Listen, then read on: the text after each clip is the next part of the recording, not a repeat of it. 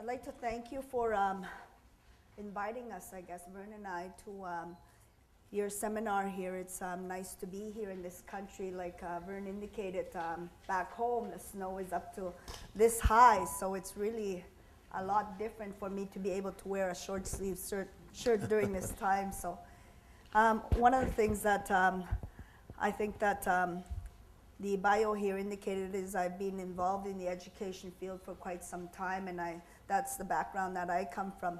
I'm a Cree from Makwasagehan, and you didn't slaughter the name. It was actually very well done. It's the spelling is quite hard, and it actually indicates it says Makwa Lake, and if you change the pronunciation of just a slight little variance on the pronunciation from Makwasagehan to Makwasagehan, you're saying Makwa Lake or Makwa Nail. So just a slight little change there, and that sort of indicates the language that I come from. But anyway, I'm glad to be here, and I'd like to thank the elder for doing a prayer for us. It's nice to have that. Back home, we also do that. We always ensure that we always start off with a prayer, because that's something that's important to us. I'll just go into my presentation here right away here, and hopefully I can see the screen quite well here. So we have been invited here to come and talk about our tribal council a little bit, so we'll give you some background on that. Our vision is to create some health through our programs, create wealth through our business, and create good governance through our political arm. We're involved with some forestry interests. We'll give you a little bit of rundown on that, a little bit of history on that. We own a sawmill, which is named North Sask. And we're also in partnership in terms of Mystic, a forest management license that we are part of. We have some challenges in terms of ownership, and we've been asked to lift our corporate veil and to speak honestly about some of our businesses and some of the challenges that we're experiencing with our tribal council. So a general description of MLTC. MLTC is the political program and service and corporate organization of 9 First Nations in Northwest Saskatchewan. And there you have a map that sort of indicates Saskatchewan as a whole there. And the shaded area there, that light shaded area, is where our tribal council lands exist. MLTC's goal is to achieve economic and social parity with the overall provincial population. We're composed of 9 Meadow Lake First Nations, which we'll refer to as MLFNs. And MLFNs are signatories to either Treaty 6, 8, or 10. We're composed of 4 Dene and 5 Cree, and our population is approximately 11,000. We experience many of the developmental challenges common to most Canadian First Nations. And our population is quite young. We were just talking about that yesterday, Vern and I, as we were flying in. We talked about our numbers, and between the ages of 15 to 25, our population is 40%. So that's actually quite a huge number. Good governance and creating health. In political governance, our first purpose is to protect and enhance the treaty rights of our membership. When they came together to form the tribal council, that was the first mandate.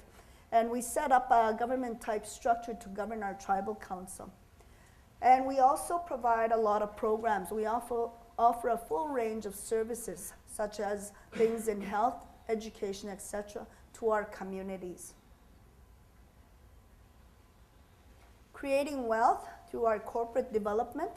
Resource development. We have concentrated on participating in the resource development opportunities in our traditional territories. Some of our area, of course, it's comprised of quite a bit of forestry area, so we've been able to do that. We own a number of businesses. We own or have investments in 10 businesses altogether. And we own and operate our investments. The following chart shows these businesses and will indicate there some of the solid lines where we have some 100% ownership and some broken lines indicating investments. And that'll be on the short slide after this. Our gross sales combined, our businesses have total sales of between 50 to 60 million.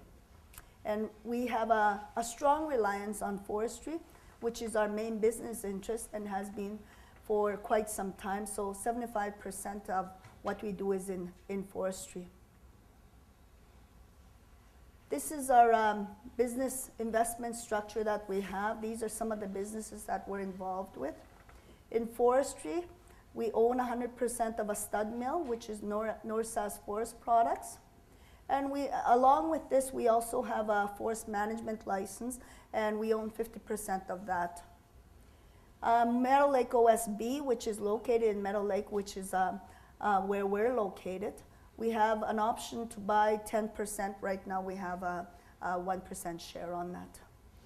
In energy, we have Polar Oil, and what it is diesel and home heating fuels, fuel sales that we provide to some of our northern communities. And Resource Development Inc., which are natural gas storage facility in the south area. Transportation, Northern Trucking, 100% we own 100% of that, and what it is a wood chipping trucking business that sort of is an offshoot of our major business, our Northsass Forest Products. Westwind Aviation, 25.5% of that, and it's an air charter service that's located in Saskatoon. And what they do is they provide air charter to the northern mines and so forth. Value-added agriculture, Series MLTC fertilizer, 50% ownership in that one, which processes and markets ammonium. Larange Wild Rice Corp., which is one of our northern communities, is Larange, and we own, we have a little partnership with them, 21%. We process and market wild rice. In real estate, we own a warehouse within our lands in Meadow Lake. Hospitality, we have some shares within that also. Western First Nations Hospitality, 10%, and that's some Super 8s within Saskatoon, PA, surrounding towns. So our main focus is on forestry. The Meadow Lake Sawmill, and we'll give you a sort of a brief history on this. Meadow Lake Sawmill, owned and operated as a government-owned company when it first started. It was an inefficient mill, and it was losing approximately $2 million annually. In 1988, the government changed, and the new government wanted to privatize the mill. So they approached the employees, who then formed the company to buy 50% of the mill. They approached MLTC, and they offered to sell us the remaining 50%. Was a new company was formed, Northsass Forest Products, and a 3.2 million hectare forestry license came with the sawmill. It produces 110 million board feet annually with an annual allowable cut of 400,000 of softwood. Some earlier challenges, there's always some challenges that come with business sometimes. So some business challenges that we had to overcome. Buying the mill. One of the challenges that we had was bringing together the unionized employees and 9 First Nations to buy the mill. Of course, this is not a recipe for business turnaround that you could learn from the Harvard Business School. So there was quite a few challenges that we had to go through with that.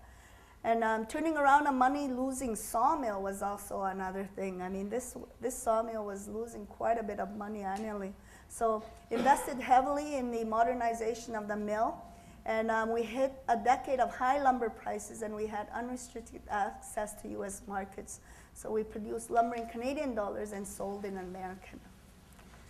Some business successes, and this was probably the first thing that was really looked upon as the leadership at the First Nation level. The first dividend payment. First time in history our communities had received a payment from somewhere other than government, from a tribal council investment. So it was really a turning point for us. And it created a prosperity cycle. It created a cycle of prosperity as illustrated in the following chart. This chart here indicates our prosperity cycle. We started off with our forest, our lands, and our traditional territories. There was some offshoots, some contracting out to First Nations. We had people out there at the land base who were actually getting $1 million worth of equipment to do some of the work that we were doing with our forestry. There was some milling, of course, that happened with our mill there. And then some spin-offs are Northern Trucking spin-offs who would haul some of the residual, the wood chips and so forth to other places. And then in the end, what it provided for our community was some community benefits.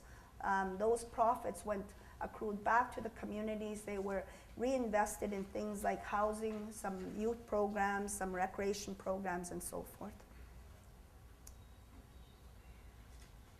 Corporate success enhances political goal. Our forestry license falls within our traditional territories, and that area here, the one in the red, is part of our traditional territories. We have been able to gain significant control over our traditional lands in forestry, which is a political objective, through corporate means. So Mystic utilizes a system of co-management boards, which enables local people to have a say. They have a say in things like annual cutting plans, exclusions, and contracting benefits. Legal structure challenge. In 1988, we held our interest to a limited corporation.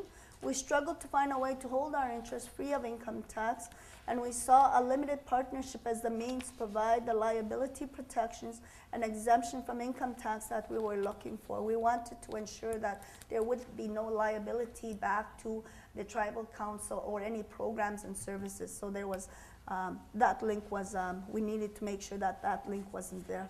After a decade of ownership, the employees were looking to sell out their interests. And then in 1998, we became 100% owners of the sawmill, and we reorganized into a limited partnership to be more tax efficient. There's been, of course, some governance challenges, as there always is sometimes. Board of directors, we had strict banking covenants given that our leverage buyout in 1998. One such covenant was they required our board to be comprised of independent directors. So it was a discipline that has proven very important and valuable to us, and it has worked really well. We still maintain a board of independent business people and the political leadership today. There is a tension between those chiefs who see their role on the board as putting the needs of their community before the needs of the business, and it's an ongoing challenge. There's an ongoing tension in the ownership of the sawmill. And one of the problems is the fact that if a chief is a director, is he or she representing the needs of the business or the needs of his or her constituents? And you always have that problem. Do they put their business hat on, or do they put their community leadership hat on? And that's always a challenge, because sometimes in some cases, those are conflicting roles. So ownership challenges, managing expectations. MLT sweated the initial investment in the mill on behalf of the 9 MLFN owners.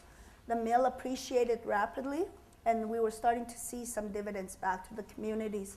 We undertook a leveraged buyout secured only by the sawmill, and the mill was able to earn substantial income, which was used as follows. Some of that was used to pay down the purchase debt, reinvest in capital expenditures, and make substantial distributions to the owners. The trouble was that in this scenario, the tribal council ended up doing the work and bearing the risk. And there's of course, some political risk that we also bear along with that. The individual owners, the First Nations, came to expect that this was the normal way of doing business, and we have missed out on opportunities to diversify by distributing too much income to the owners. So that's one of the problems that we always have, is we need to retain some money so we can reinvest for new businesses and so forth. But the demand sometimes at the First Nation level is so great that we end up having to shell out some of that money in terms of dividends. So going forward, some of the business challenges. We need to continue to manage our business through the worst forestry markets in decades so we can survive until times get better. We're the only sawmill that has survived in Saskatchewan, and it's very difficult times for sawmills across the nation right now. There's a downturn, of course, of demand, and it's really affecting us. Ownership issues, there are seasons to politics. While we have faced difficult issues amongst the owners, it appears that the chiefs are prepared to find a solution. And basically, they're prepared to come together and continue working together. And we're looking at doing some political renewal along with some corporate renewal, and we've been in that process for quite some time. Succession planning. We need to develop and execute succession plans for how we will replace key management. Over the past few years, we have proven that we can do that. And some of the leaders that have been there, some of the managers that have been there for quite some time. And when they've been there for quite some time, part of the process you need to ensure is that there's some succession planning that happens through time. And in fact, Vern is actually one of the individuals that will be leaving us as an organization after a while and setting up his own business. And we're looking at doing some succession planning there to ensure. And in some cases, it may be what we would, of course, like to prefer is that we train some of our own First Nations, but in some cases you don't have those individuals, so you may need to look out and have a plan in place where you do some of that planning as you go along and training as you go along. So diversification, we need to capitalize on the opportunities around us and diversify our business interests into other resource sectors. And actually we're well positioned right now to overcome some of those challenges and to continue to grow and prosper. We have a few challenges in place, but we also have some doors opening in our area right now. I don't know how familiar you may be with the oil and gas and what's developing in our area. In the Fort McMurray area, in the northern Alberta area, they've had a lot of success in terms of oil and gas development. And in fact, that door is opening for us in our area, in our traditional territories. Some of our northern communities, there's some drilling that's happening right now, and those doors are going to be opening. In fact, they're looking at hiring a lot of individuals. So the challenge for us now is looking at our population base of 40% of our youth, and looking at training them and making sure that we're making those connections with some of the job opportunities that will be there.